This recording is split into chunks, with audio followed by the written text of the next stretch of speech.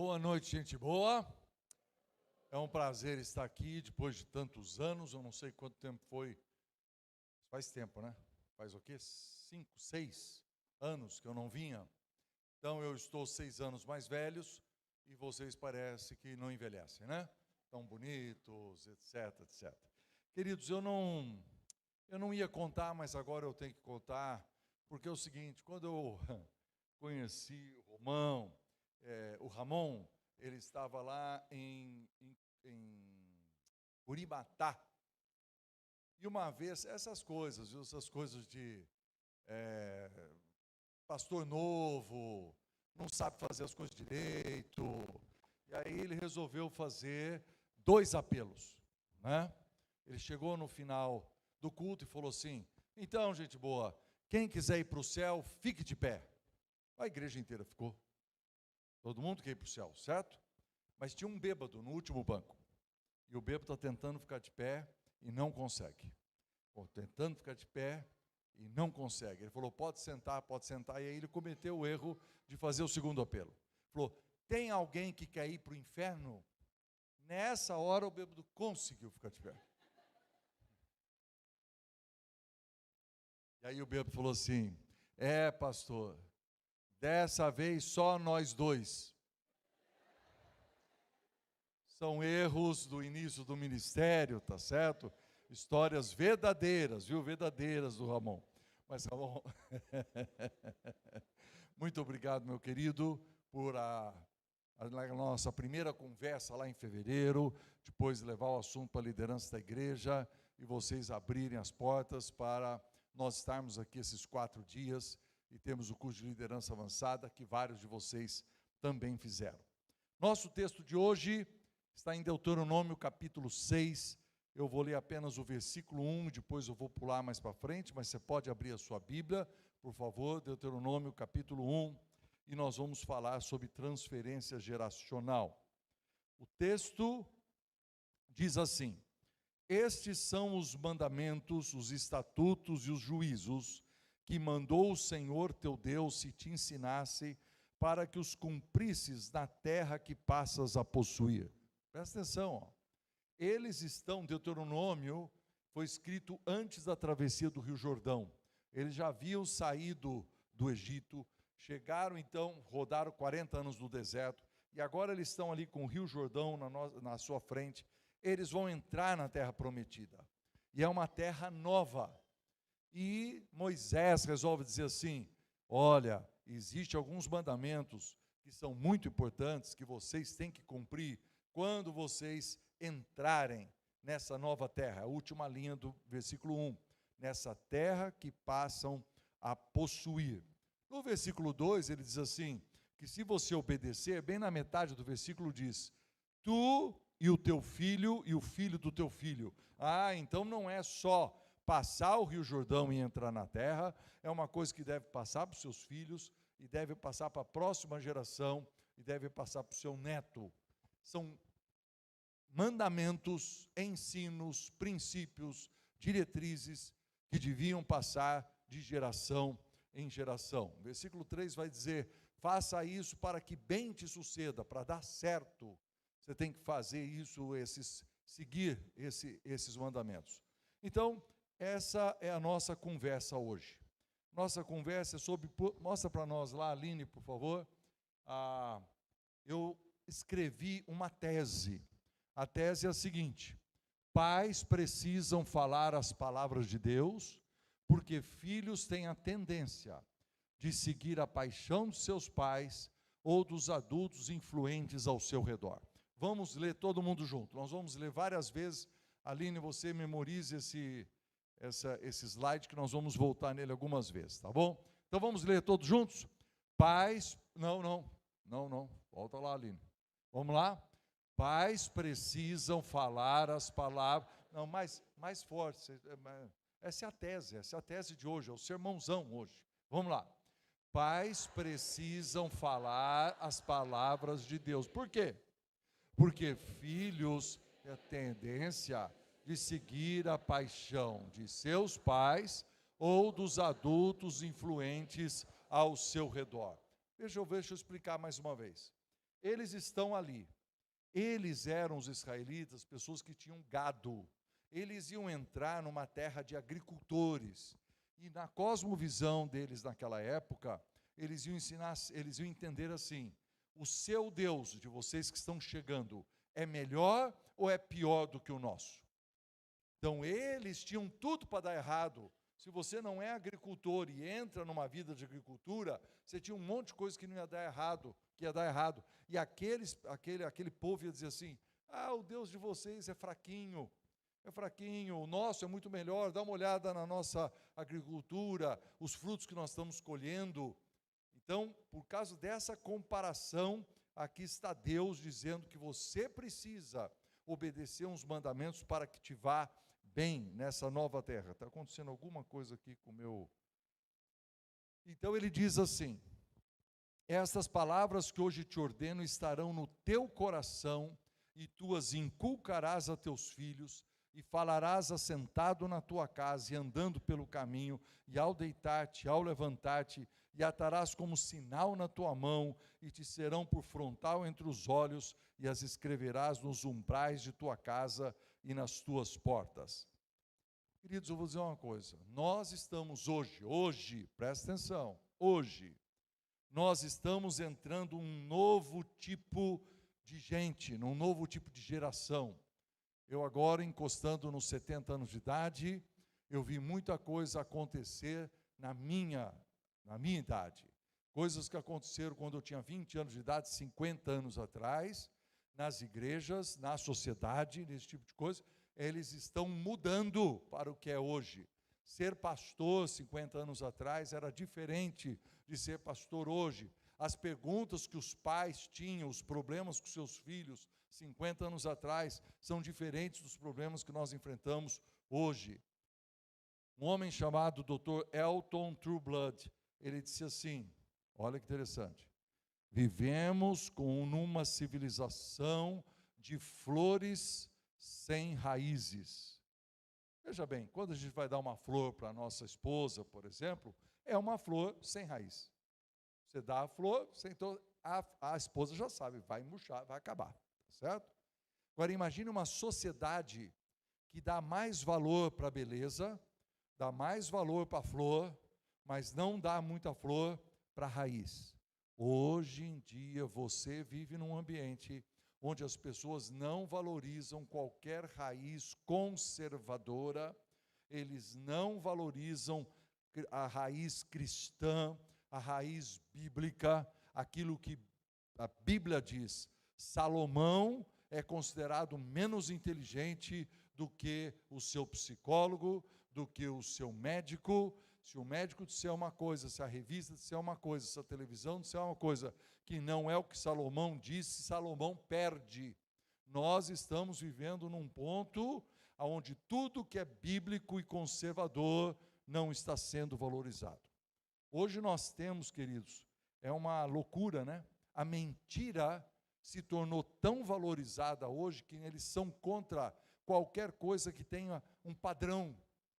Por exemplo, você fala para o sujeito ser cristão e diz para ele que ele tem que mudar de vida, que ele tem que ser um discípulo, que ele tem que adotar novos padrões.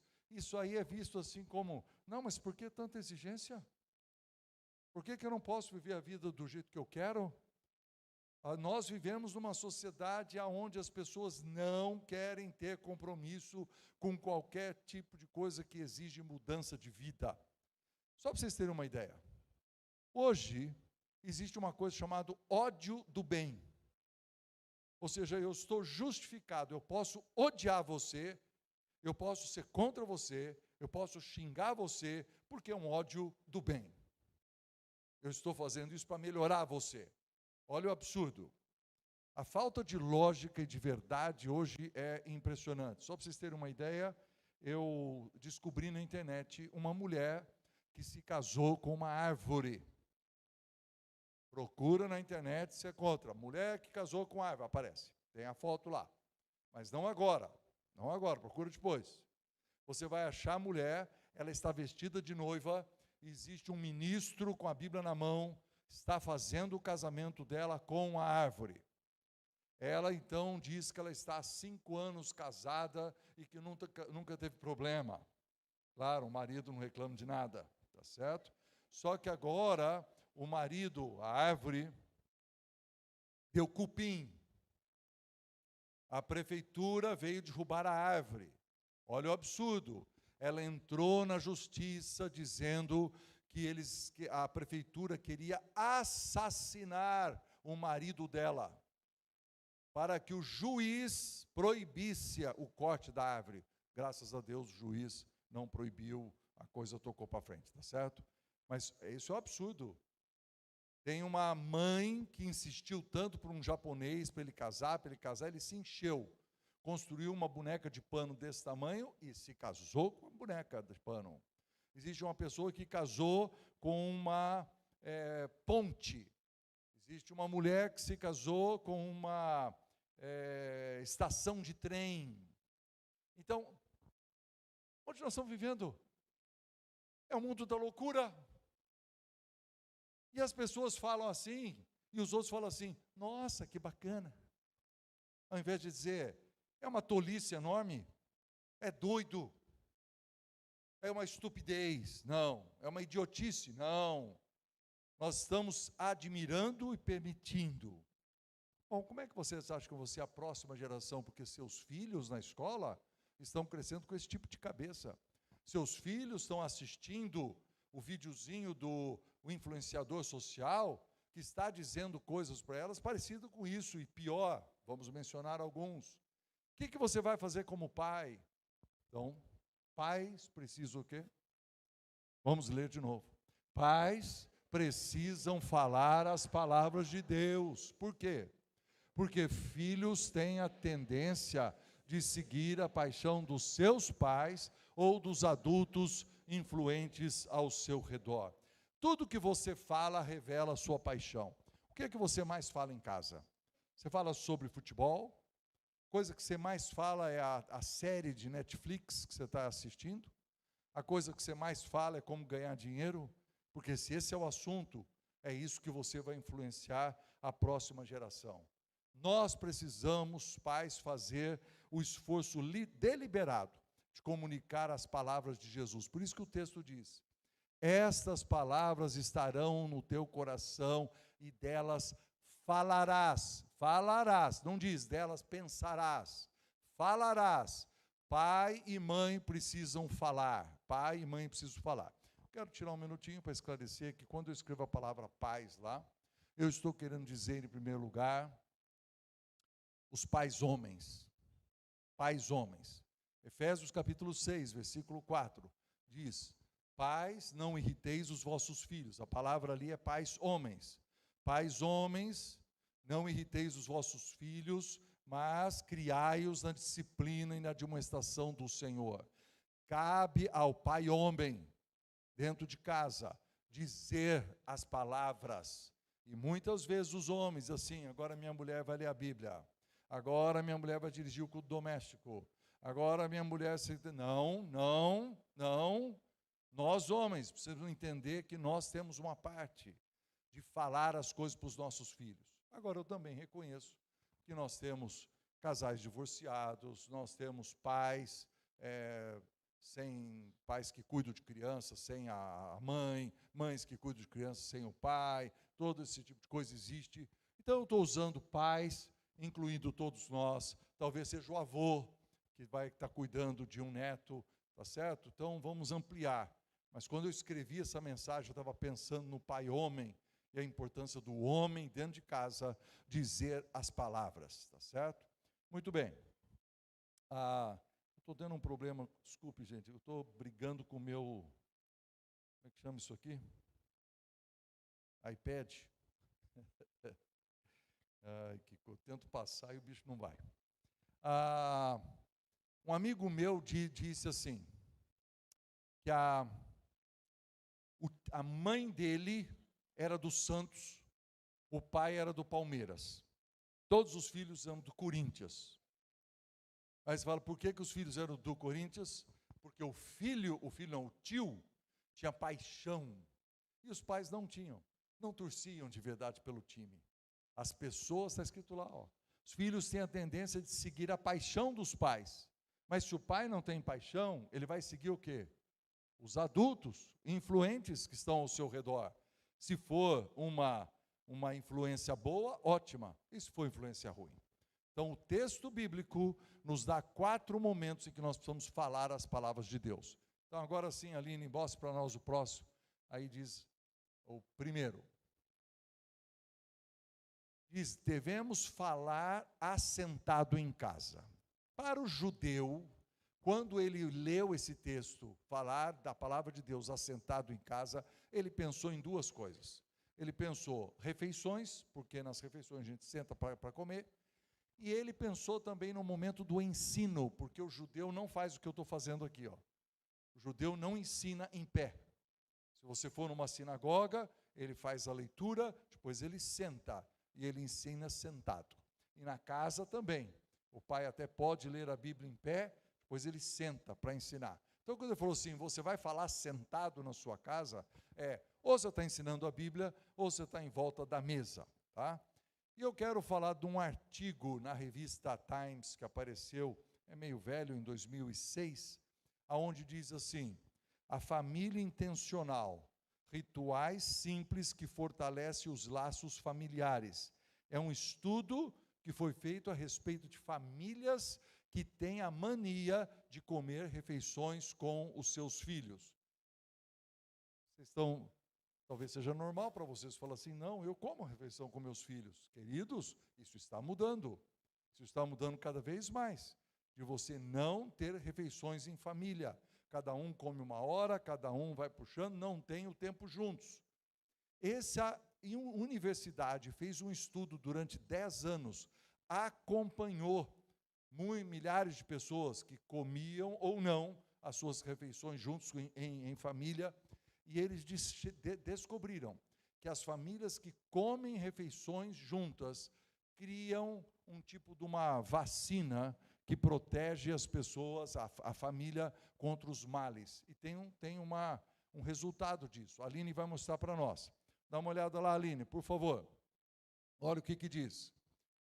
A pesquisa mostrou que quanto mais as famílias comem juntas, menor é a probabilidade das crianças fazerem isso aqui: fumarem, beberem, usarem drogas, ficarem deprimidas, desenvolverem transtornos alimentares e pensarem em suicídio.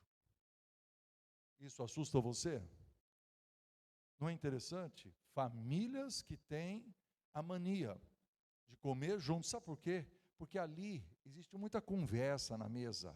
Você fala muita coisa boa e vai corrigindo as coisas. Mas isso é só a parte negativa. Mostra a próxima, Aline, por favor. O que diz? Maior, em azul, é a probabilidade das crianças irem bem na escola, adiarem sexo para mais tarde, comerem comidas saudáveis, aprenderem as palavras grandes do vocabulário e usarem os talheres de modo apropriado. Aí você lê um negócio desse e fala assim, nossa, que bacana, né? Porque a universidade estudou durante 10 anos para descobrir que comer junto à refeição é uma coisa muito benéfica. Ué, mas durante anos nós comemos as refeições dos nossos pais. Mas agora precisa fazer um estudo. Quando a universidade faz o estudo, a gente acha maravilhoso. Quando Moisés escreve que nós precisamos estar em volta da mesa e precisamos conversar e falar as coisas que precisam ser ditas para os filhos, nós achamos, Moisés é muito velho. A pesquisa, sim, é ótima. Dá uma olhada. Vamos supor que você está sentado na mesa. Seu filho adolescente diz assim, ó,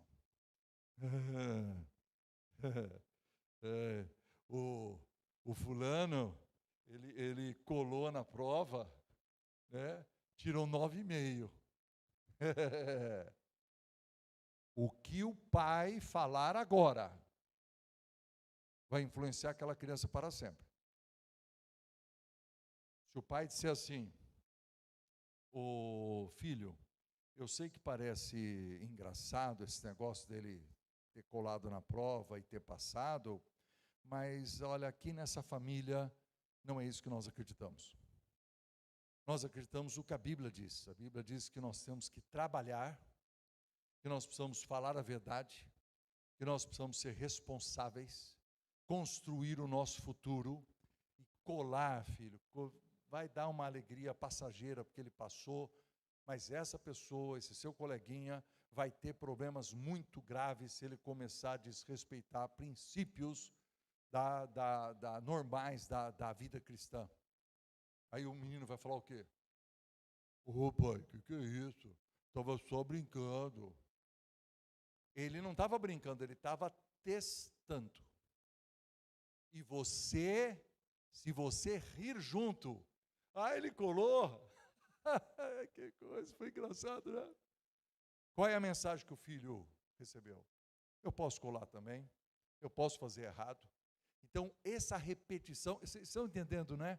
Não é que você precisa saber o versículo de cor, mas você precisa repetir o princípio, você precisa falar as palavras de Deus, as coisas que Deus pensa. Isso vai protegendo os seus filhos. Quando o filho diz assim, não quero comer isso aqui, vai comer. Vai comer.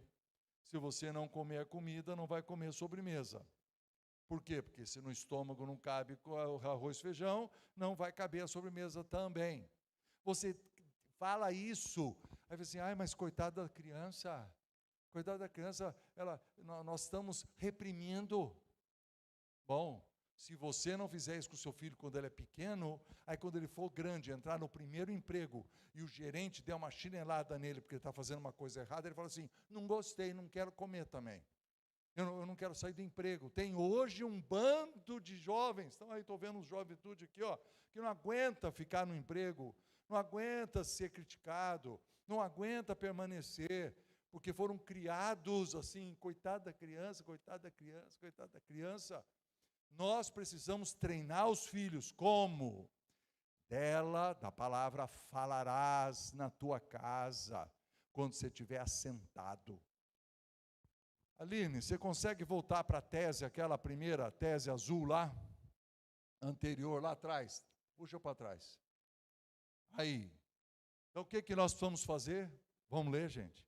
Pais precisam falar as palavras de Deus. Por quê? Porque os filhos têm a tendência de seguir a paixão dos seus pais ou dos adultos influentes ao seu redor. Vai lá para a próxima, número 2 agora. Falar andando pelo caminho, mostra lá, aí está. Ele diz assim, você também precisa falar das coisas de Deus quando você estiver viajando.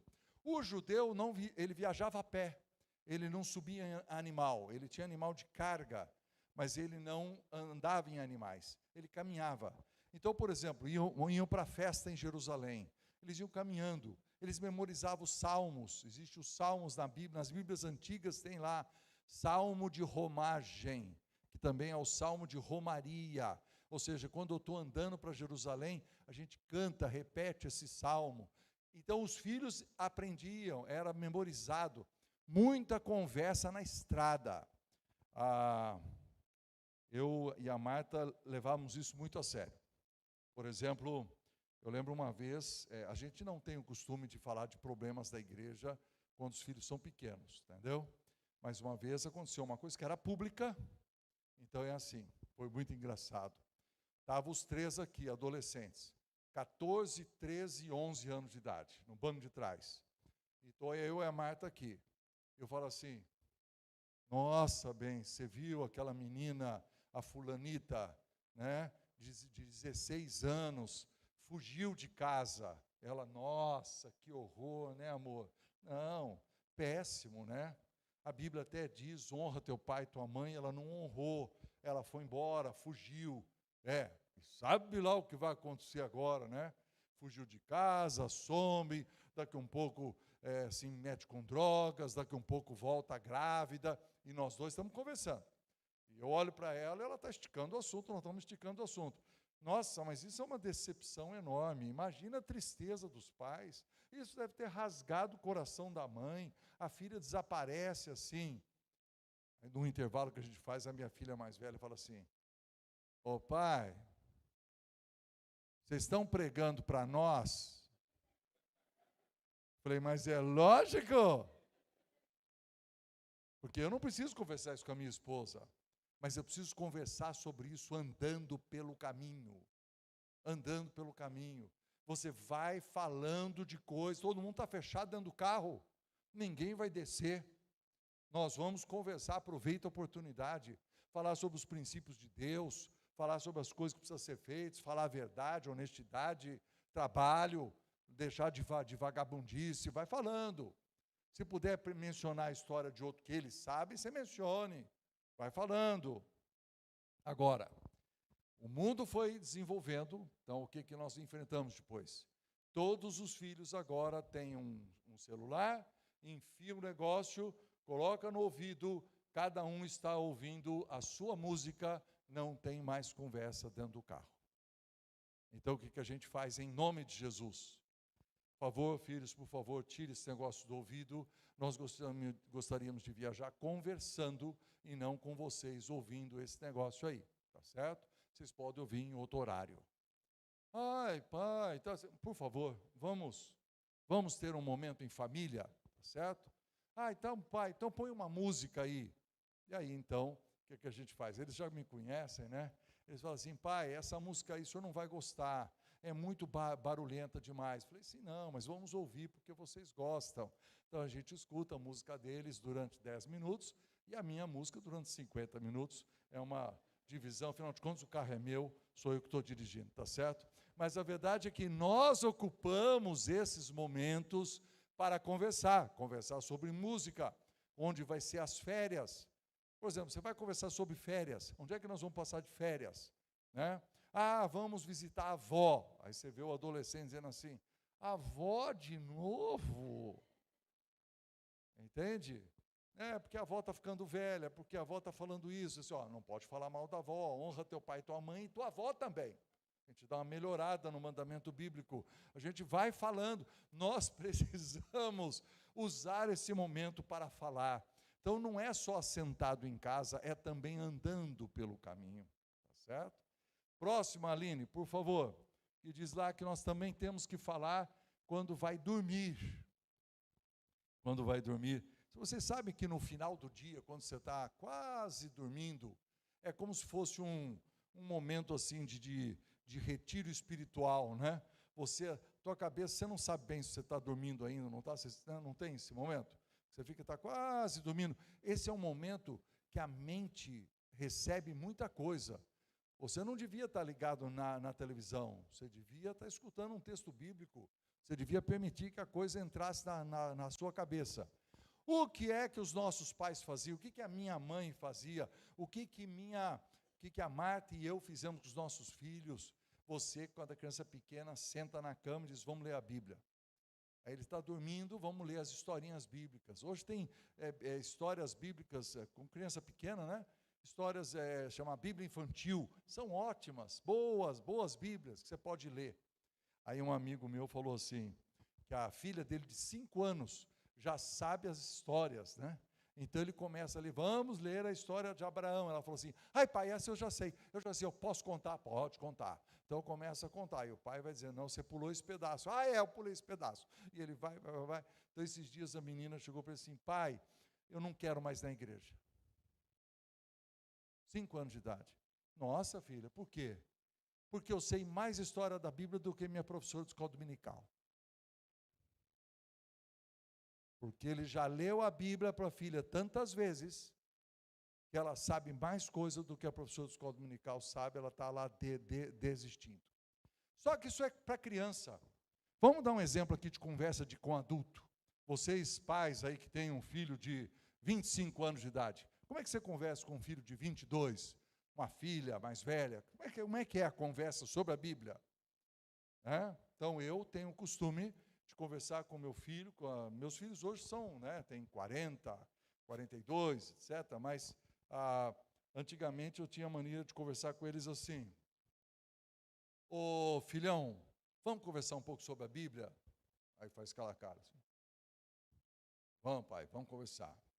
Então tá, Gênesis diz assim, que Deus criou todas as coisas em 6 dias e no 7º dia descansou. Davi, se Deus descansou, ele estava cansado?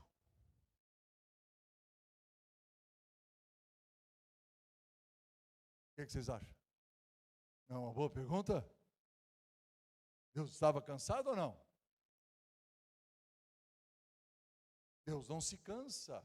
Aí você manda abrir lá em Isaías. Deus não se cansa nem se fatiga. Se Deus não se cansa nem se fatiga, por que ele descansou? Faz a pergunta para o filho. O filho fala assim, ué, não sei. Pensa um pouco. Porque se Deus não se cansa, por que ele descansou? Estou olhando para a cara de vocês e dizendo assim, eu também não sei, eu também não sei.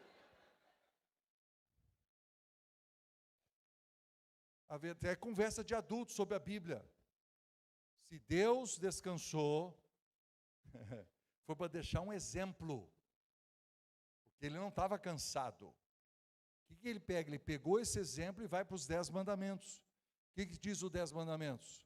Aí você vira para o filhão de 25 anos e diz, filhão, um dos mandamentos diz, durante 6 dias trabalharás e farás toda a tua obra, toda a obra. A obra tem que ser feita em 6 dias. Filho, você está trabalhando demais. Meu filho trabalha demais. Ele trabalha 7 dias por semana, ele vara à noite, ele é programador de computador e tal. Eu vejo ele trabalhando demais, você vai acabar com a sua saúde. Deus descansou. E ele disse para você descansar. É importante. Aí, para aqueles que são homens de negócio, você não pode trabalhar 14 horas por dia. Você não pode trabalhar mais do que deve. Você não pode trabalhar 7 dias por semana. Homens que são empresários, você não pode explorar o trabalhador, fazendo com que ele trabalhe mais horas do que foi combinado. Está na Bíblia, queridos? Você não sabia, né? Você nunca pensou? E tudo começou a conversa com Deus descansou. Para dar um exemplo, vai para os 10 mandamentos. Aí, já que eu estou conversando com meu filho, eu já emendo na outra conversa. Filhão, e o que diz ali em Gênesis 2,15? Que Deus colocou o homem no jardim e colocou ele para cuidar do jardim e para o guardar, né? Então, quais foram as 2 primeiras profissões que apareceram na Bíblia, queridos? Lavrador e segurança. O terceiro foi linguista, porque ele colocou o nome em todos os animais. Você nunca pensou nisso? E pensa um pouquinho, Adão foi o primeiro funcionário que Deus contratou e que depois mandou embora. Nunca pensou nisso também? Ele foi um patrão que contratou, fez errado, foi demitido por justa causa. Tá certo? Tem muita coisa que você não lê da Bíblia e você não sabe como explicar para o filho, você não sabe como conversar. Então, dela falarás. Quando você estiver conversando com o filho grande, com o filho pequeno, você precisa repetir as coisas de Deus. Para isso, você precisa estudar um pouco mais. Precisa aprender essas liçõezinhas. Trabalho, por exemplo, não é maldição. Quando você escuta o filho assim, ai, que porcaria, tem que trabalhar. Não, senhor. Trabalho foi dado para Adão antes do capítulo 3 de Gênesis. O trabalho está no capítulo 2, quando ele não tinha pecado ainda. Trabalho é uma oportunidade, é uma honra. Lembra durante a pandemia que a gente ficou desempregado? Qual é a coisa que a gente mais queria? Ficar empregado. Nós queríamos ter um trabalho, não é verdade? Trabalho dignifica o homem. Então, tudo isso. E por último, mostra lá, Aline, a última, ele tem que falar também quando você se levanta. E aqui eu quero contar uma história, não do pai, mas do avô. É uma história verdadeira de um homem chamado Josh McDowell. Ele disse que ele gostava de levantar de manhã, ir para uma cafeteria, mas ia cedo mesmo, assim, tipo 6 da manhã, 5 da manhã, e ele aproveitava o silêncio para trabalhar no computador dele, escrever o livro dele, esse tipo de coisa, tá certo? E ele via que quando chegava assim, mais ou menos 7 da manhã, talvez um pouco antes, eu não sei como é que é o horário da escola lá nos Estados Unidos, mas chegava um senhor idoso de cabelo branco com um neto. Aí comprava um café, comprava um donuts, aí sentava na mesinha, tá? E eles abriam aquele biblião grande assim, o neto abria a Bíblia dele. Então ele falou assim, como é que isso aconteceu? Aconteceu porque o avô chegou para o paizão e falou assim, filho, você tem que levar o fulano aqui, o meu neto, na escola, todos os dias. Olha, quarta-feira eu levo. Deixa que eu levo. E ele vira para o netão, dá aquela piscada e fala assim, nós vamos na cafeteria. E eu vou te ensinar umas coisas profundas da Bíblia. E o neto sentia aquele orgulhoso, né? Aquele orgulho. Estou sentado com meu avô, fazendo coisa de gente grande. Estamos discutindo um texto da Bíblia. Estamos crescendo, estamos aprendendo. Faça isso, queridos. Porque é possível que o seu filho não esteja fazendo com o seu neto, e você precisa aproveitar a oportunidade para influenciar o seu neto quando ele se levanta. Leva ele para tomar um café da manhã. Volta na tese, por favor, Aline, lá no começo. Acho que tem mais para baixo aqui, se você andar para... Ok, está indo rápido, então vamos lá. Então, qual é a tese que nós estamos defendendo? Estamos encerrando já. Pais precisam fazer o quê? Pais precisam falar as palavras de Deus. Por quê? Porque filhos têm a tendência de seguir a paixão dos seus pais ou dos adultos influentes ao seu redor. Eu quero contar uma história horrível, mas é uma história verdadeira. Um amigo meu passou por isso. A filha dele chegou em casa chorando, 9 anos de idade. Somente 9 anos de idade. Chegou na escola e começou a chorar, chorando copiosamente. Aí demorou até tirar da criança o que tinha acontecido. Aqui está o que aconteceu. A menina saiu para o recreio, era hora de comer um sanduichinho ali, uma coisinha, sai para o recreio e as 3 melhores amigas dela viram para ela e dizem assim, olha, você não pode sentar aqui se você não disser o que você é. Ela falou, como assim o que eu sou? Sim, o que você é, porque, por exemplo, eu sou lésbica, menina de 9 anos. A outra ali, ela é transexual. A fulana é pansexual. O que você é? Essas meninas nem menstruaram, queridas. Essas meninas não sabem nada disso. Mas já estão fazendo bullying com a outra. E a outra diz assim, não, eu sou uma menina. Eu sou uma menina. Então você não pode sentar conosco. E naquele momento ela perdeu as 3 melhores amigas. Volta para casa. Está chorando. Pai e mãe, leva para o quarto, abre a Bíblia. O que diz a Bíblia? No princípio criou Deus o céu e a terra, e segue mais para baixo, façamos o homem conforme a nossa imagem, assim criou Deus o homem, a sua imagem, homem e mulher os criou. Não tem toda essa lista de coisas, só tem 2 coisas, ou você é homem ou você é mulher. Mas, queridos, não é só isso o problema. O problema é de uma liberdade constitucional. Esse pai, se ele for na escola e enfrentar a diretora e dizer assim, minha filha está sendo hostilizada porque ela diz que ela é normal. Está sendo hostilizada porque ela diz que é menina. Neste país, você tem o direito de ser o que você quiser. Nós cristãos entendemos assim também. Você quer ser, então, lésbica, homossexual, etc. Você pode ser. Cada um escolhe o caminho que quer. Mas não pode nos proibir de ser homem e mulher. Existe uma pressão hoje para você jogar fora aquilo que a Bíblia diz totalmente e adotar a loucura da nossa geração. Aí você fala isso com a diretora, sabe o que a diretora vai falar? O que ela vai dizer? Eu não posso falar nada. Isso aí eu não sei o que o pai e a mãe ensinam. Eu não sei o que... então vamos reunir os pais. Vai dar uma briga de pais, por quê? Porque os pais que são todos secularistas, todos que não acreditam na Bíblia, eles vão fazer uma pressão que todo mundo seja igual a eles. Enquanto nós, queridos, nós aceitamos o seguinte, existe liberdade de religião nesse país. Eu posso acreditar naquilo que eu quero. Eu posso acreditar, você acredita que é espírita, o outro acredita que é macumbeiro, o outro, eu acredito em ser evangélico e seguidor de Jesus. liberdade. O que você não pode é forçar eu ser o que obrigar você a ser o que você quer. Nem a professora, nem a diretora, nem os pais. Este é o mundo que nós estamos vivendo. Esse é o Rio. Essa é a nova geração. Nova geração. Você já pensou, eu tenho 70 anos, daqui 15 anos, vamos supor que eu morri. Daqui 15 anos, pensa, a sua menina de 10 vai ter 25. Que tipo de mundo que ela vai enfrentar? Então, o que nós vamos fazer hoje? Pais precisam repetir as palavras de Deus. Pais precisam repetir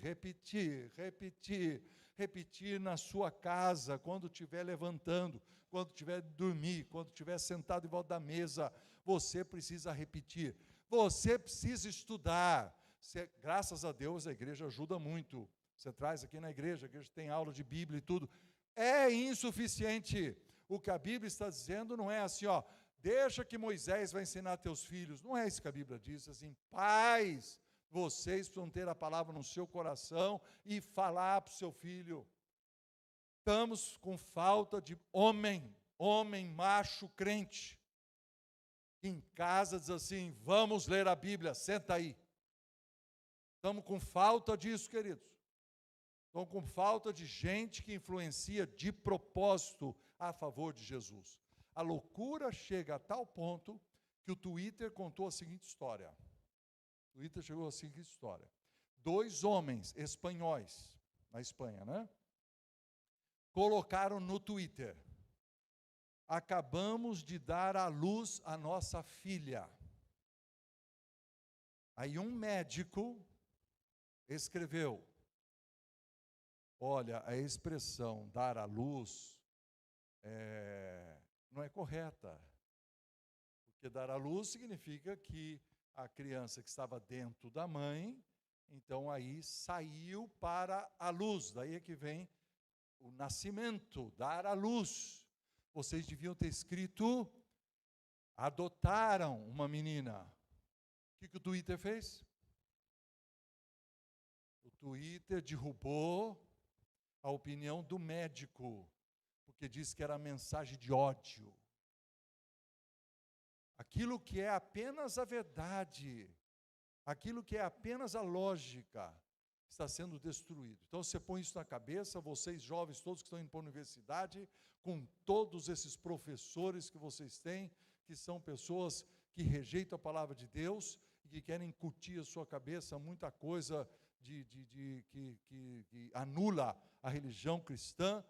Fiquem alertas, pais, fiquem alertas, e pais e mães, e filhos mais velhos, e avós. Cadê a tese? O que nós precisamos fazer?